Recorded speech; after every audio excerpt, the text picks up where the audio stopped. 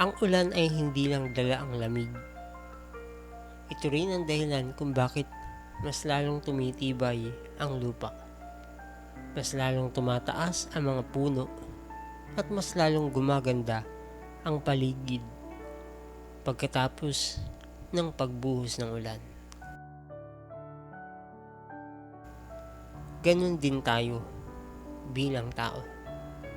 Sa bawat pagsubok na ating nalalagpasan, mas lalo tayong tumitibay, mas nagiging matatag, at mas natututong lumaban sa buhay. Minsan, kailangan muna nating mabasa ng ulan para matutunan nating pahalagahan ang init ng araw.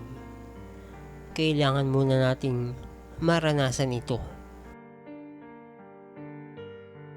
Dahil pagkatapos ng bawat malakas na ulan, laging may baghari na naghihintay.